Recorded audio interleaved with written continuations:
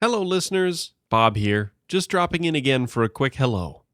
We wanted to remind you that Season 2 will be coming your way starting on Wednesday, September 30th.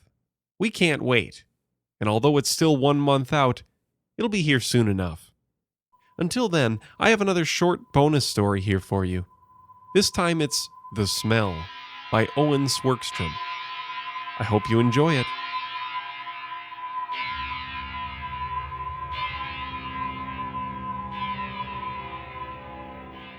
Sonny Swenson was a lucky guy. He was clever, but not too clever. Skilled, but not too skilled. Truly, he was the right guy in the right place at the right time. His title was illustrator, but his job was to draw unobjectionable generic pictures, the primary purpose of which was to pad up the numbers on CD-ROM collections of clip art. His true talent was that he never ran out of insipidly pleasant ideas and could churn out drawings endlessly. Turnover was rapid in his line of work, but his consistent performance granted him luxuries such as a proper salary and even working from home. One day, as he penned the finishing details onto a smiling cloud, Sonny thought he smelled something. Something unusual. Something he could not name or remember. Looking up from his work, he sniffed at the air, turning his head like a hound attempting to pick up the scent. Was it him? He took a deep whiff under his arm. No. The mystery smell was coming from elsewhere. Sonny rose from his desk, compelled to hunt for the source. The kitchen was his first stop. He still couldn't put his finger on the odor, but rotting food could come in just about any unpleasant variety. He stepped on the lever to lift the trash can's lid and poked his face down toward the opening.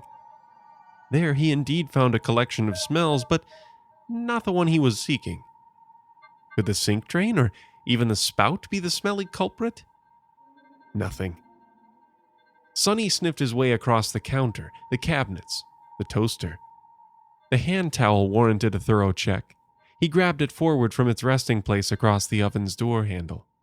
The musty scent was subtle and inoffensive. He untied and poked his nose into a bagged loaf of bread. No trace of mold. No trace of his quarry. What was the smell, and where was it coming from? Sonny heard a knock at the door. He'd nearly forgotten that his boss was stopping by today to pick up his latest batch of drawings.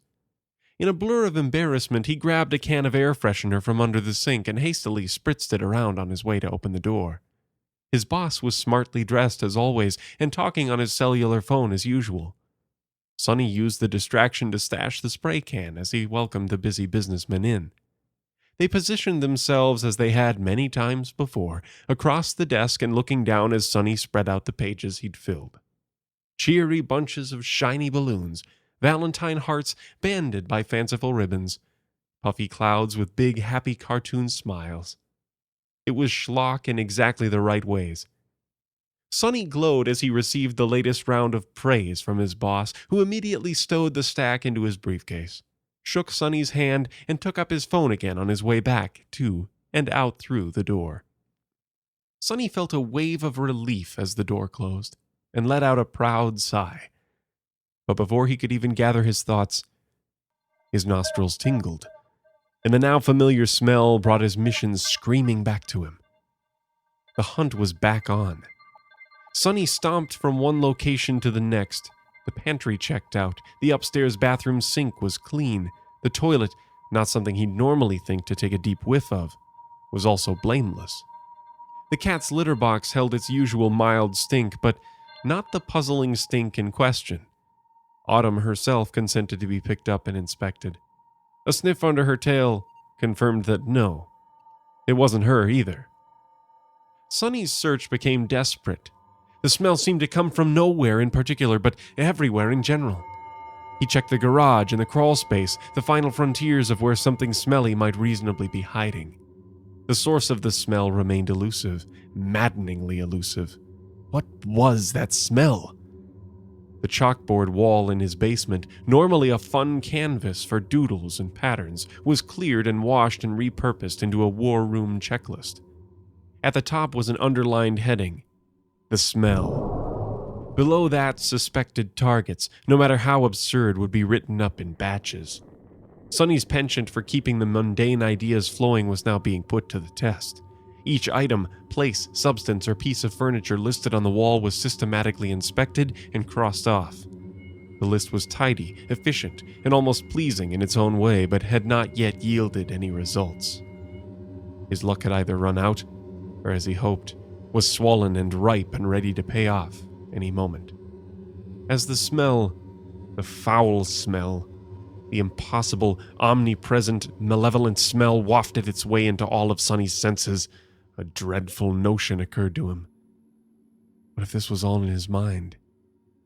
What if the checking and cleaning and listing was all for nothing? He had to seek verification. He had to know whether another person could also smell the smell. He could see through the window that his neighbor was out doing some gardening. Sonny shouted, hailing, beckoning his mild-mannered neighbor to come over and into the house. The smell was overwhelming, but the fellow, still in his gardening gloves, did not complain. Sonny implored him to sniff the air. Surely he could detect the hateful smell. Surely he would admit the place stunk to hell and back.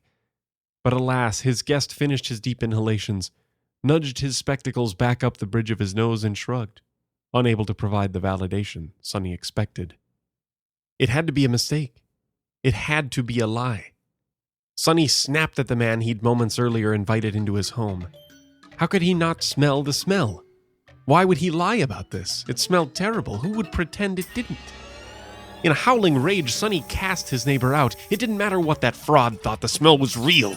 The smell was there. The smell was life. Days later, Sonny awoke to a knock at the door. He blinked the sleep from his eyes and pulled the tissues out from his nostrils. He shuffled down to the door wearing only the same t-shirt and boxer shorts he'd worn for some time. His boss was back, yapping on his cellular and looking for the next batch of pictures. The two made their way to Sonny's desk and looked over the array of drawings.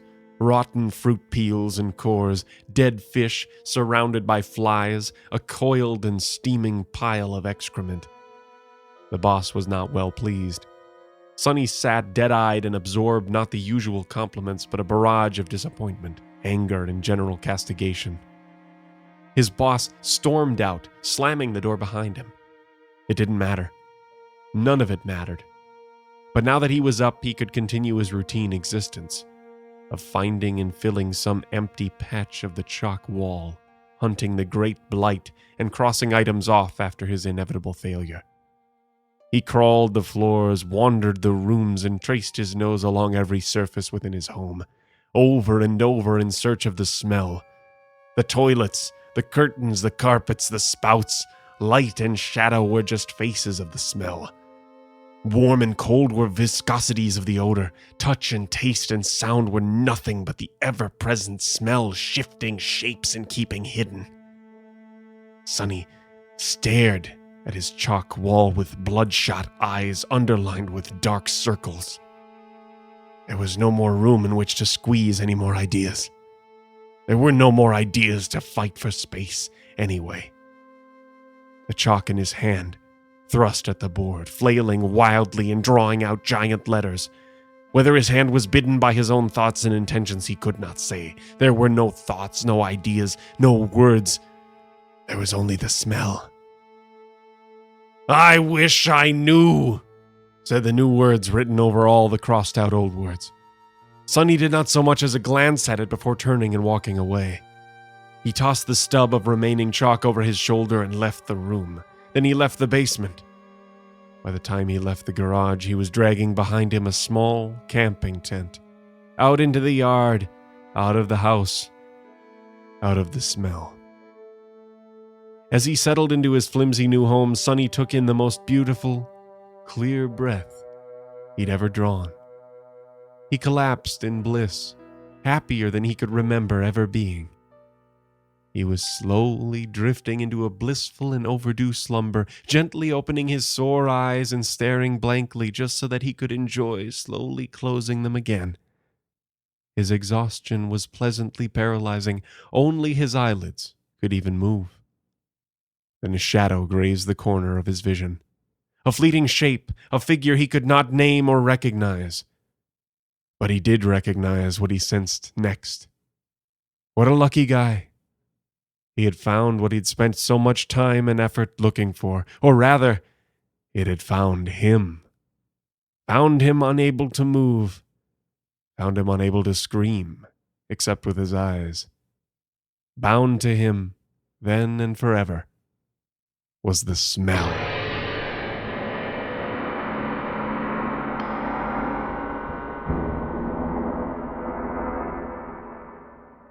Stay tuned, listeners, for Season 2 coming your way September 30th, 2020.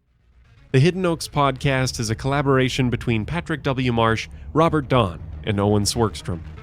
Original music written and performed by David Schwartz. You can find out more online by visiting us at hiddenoakspodcast.com. Hidden Oaks Podcast is an Ironfield independent production. Thanks for listening, and until next time.